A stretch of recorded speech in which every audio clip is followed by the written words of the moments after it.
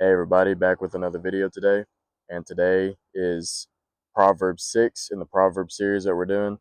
We're going to be reading in the New King James Version. So if you have your Bibles, go to Proverbs chapter 6, and we'll be starting in verse 1. My son, if you become surety for your friend, if you have shaken hands in pledge for a stranger, verse 2, you are snared by the words of your mouth. You are taken by the words of your mouth. Verse 3, so do this, my son, and deliver yourself, for you have come into the hand of your friend.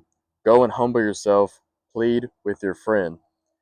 Now, what these verses are saying is, it's a warning to not take responsibility for your friend's debt. If they are in debt to someone, don't take responsibility for that.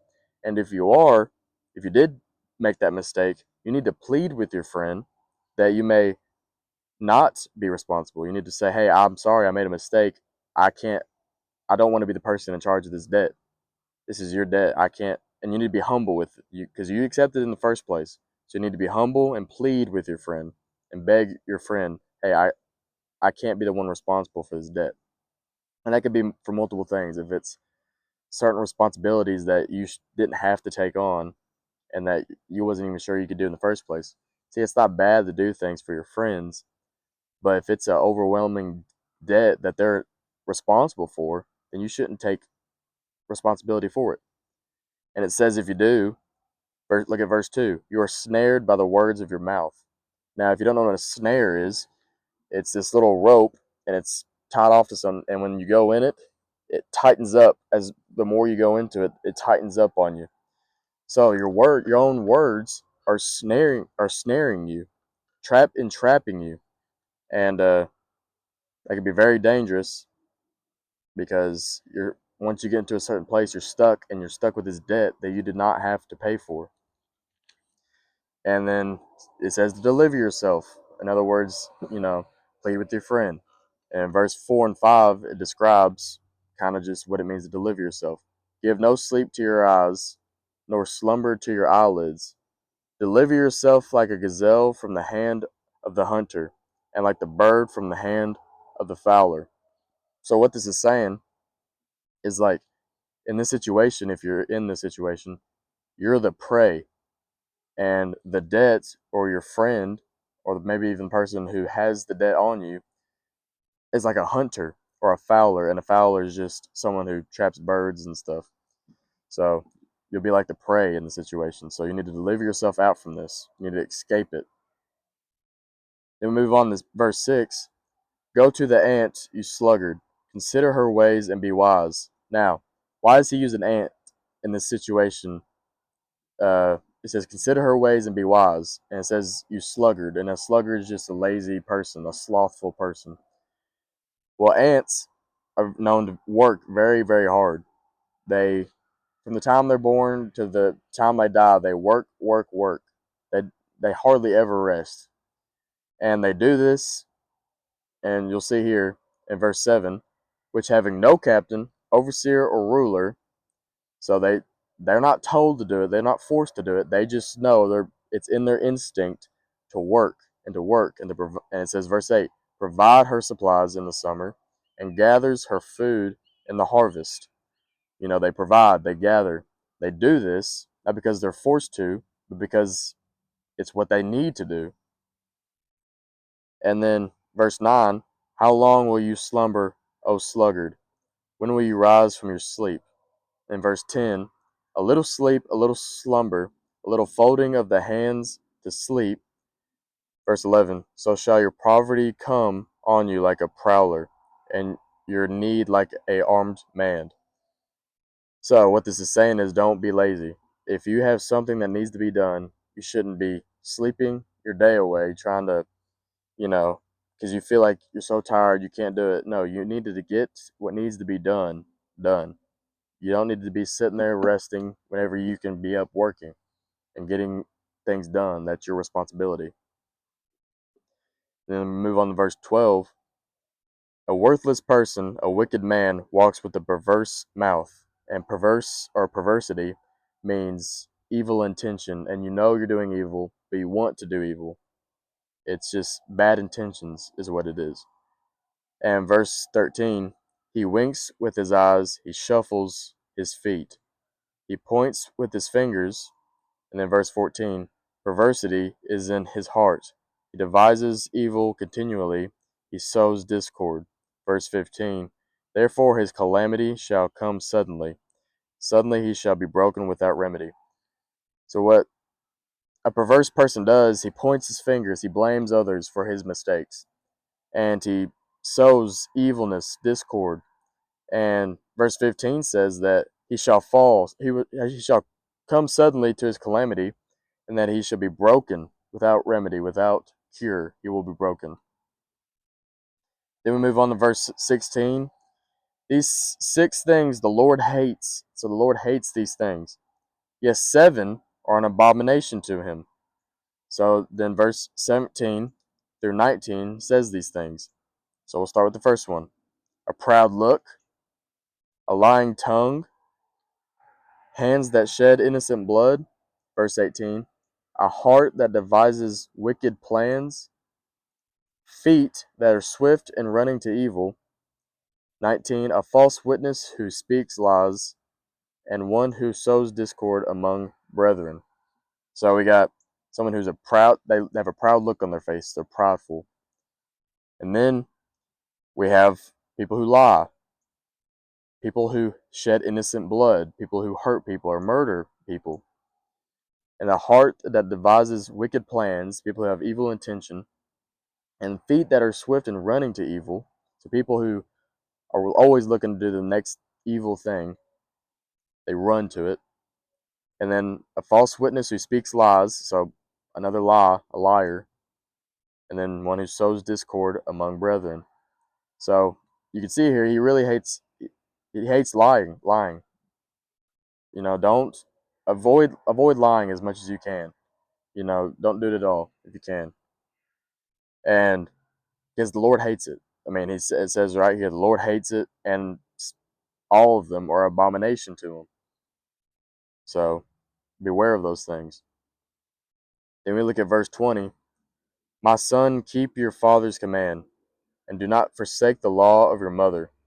Verse 21. Bind them continually upon your neck, or upon your heart. Tie them around your neck. So always keep these commands on your heart, and always think about them and dwell on them, so that you may come to them and let it lead you. Then verse 22, when you roam, they will lead you. When you sleep, they will keep you. And when you awake, they will speak with you. So it's saying that they will lead you, keep you, and speak with you if you just don't forsake them. If you stay with them, they will lead you, keep you, and speak with you. And verse 23, for the commandment is a lamp, and the law a light.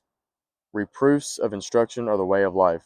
So law, instruction, these rules that we follow, it's a way of life that you need to follow by. And if you follow by these things, your life's going to end up being fruitful. And of course, this was written before Jesus and a sacrifice, so that's important to note. We don't go by the law anymore, but never does it say don't practice the law. There's a difference between practicing the law and upholding the law 100%. So we need to practice these laws, as in don't murder, don't do adultery, don't lie. It's pretty basic, rules that people know right from wrong. So we need to keep these things and walk with the Lord, and we can do that a lot better if we have accepted Christ. So then we look at verse 24, to keep you from the evil woman. So Solomon's bringing back this evil woman. It's comparing her to sinful ways, from the flattering tongue of a seductress. So sin is going to try and tempt you with flattering words or a flattering look. And verse 25, do not lust after her, beauty in your heart, nor let her allure you with her eyelids. Now, allure means be mysteriously attractive or fascinating. That's what the definition of it is. So, see, lustful ways or sin in general can look very appealing on the outside. And I think we talked about this last episode, but it's dangerous and it needs to be avoided because on the inside it's evil, dangerous, and it leads to destruction. In verse 26, for by means of a harlot a man is reduced to a crust of bread, meaning a harlot was a prostitute back in the day, and it will destroy you. It says a man is reduced to a crust of bread. It will destroy you spiritually and physically. And an adulteress will prey upon his precious life. Verse 27, can a man take fire to his bosom and his clothes not be burned? 28, can one walk on hot coals and his feet not be seared? Verse 29, so is he who goes in his neighbor's wife. Whoever touches her shall not be innocent. What this is saying is, some people will get as close as they can to evilness and sin without trying to sin. But if you one of these days you're going to get too close, if you start playing with it, it's like playing with fire. One day you're going to get burned by it. One day it's going to get a hold of you, and you're not going to be able to control it. So don't even go near it. Don't even entertain the idea of evilness because you'll be burned. You'll be seared. So don't even entertain the idea. And it says those who goes to his neighbor's wife. It's a big problem. People cheating with one another, with their neighbors and their friends. You need to stay away from that stuff.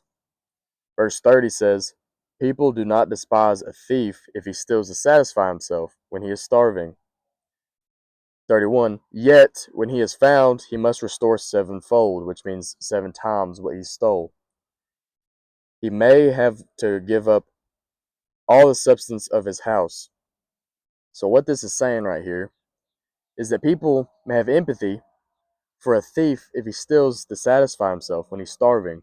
Yeah, there's empathy there, but that doesn't make a difference because it's still a crime.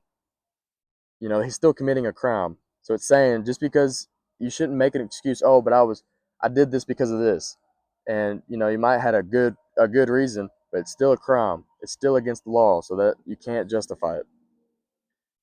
And verse 32, whoever commits adultery with a woman lacks understanding. Let me read that again. A lot of people need to hear this nowadays. Whoever commits adultery with a woman lacks understanding.